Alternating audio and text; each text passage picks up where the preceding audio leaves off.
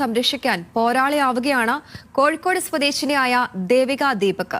ദേവിക പൊതുസ്ഥലങ്ങളിൽ നട്ടുപരിപാലിക്കുന്നത് 476 വൃക്ഷത്തൈകളാണ്. ഇത്തവണത്തെ കണ്ടലമ്മച്ചി പുരസ്കാരവും ദേവികയെ തേടിയെത്തി.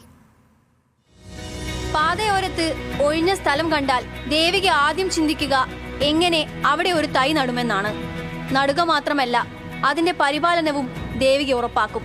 പേരാൽ, ഗുൽമോഹർ, ബദാം, പുളി, റംബൂട്ടാൻ, സപ്പോട്ട അങ്ങനെ നീളുന്നു ഒരു 8 വയസ്സുകാരി നട്ടു പരിപാലിക്കുന്ന വൃക്ഷത്തൈകളുടെ പട്ടിക.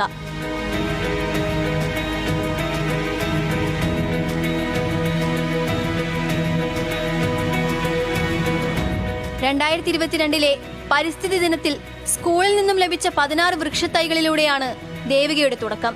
അന്ന് ലഭിച്ച ഒരു തൈ വീട്ടുവളപ്പിൽ നട്ടു, ബാക്കിയുള്ളവ പാതയോരത്തും. നിലവിൽ Malaparamba little Kings Anglo Indian സ്കൂളിലെ 3ാം ക്ലാസ് വിദ്യാർത്ഥിയായ ദേവിക ദീപക് പൊതുസ്ഥലങ്ങളിൽ നട്ടു പരിപാലിക്കുന്നത് 476 വൃക്ഷത്തൈകളാണ്.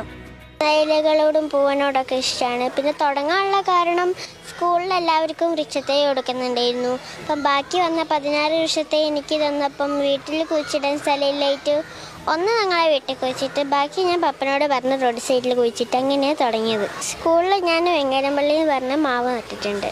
വർഷാവസാനത്തോടെ 1000 തൈകൾ നടുകയാണ് ദേവികയുടെ ലക്ഷ്യം.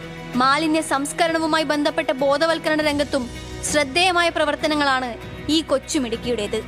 നിലവിൽ അക്ഷയശ്രീ കുട്ടിക്കർഷക അവാർഡ്, ഹരിതപ്രതിഭ പുരസ്കാരം, അമൃതാദേവി പുരസ്കാരം, ജൻ അഭിയാൻ മെറിറ്റ് തുടങ്ങിയ അംഗീകാരങ്ങളും ദേവികയ്ക്ക് ലഭിച്ചിട്ടുണ്ട്.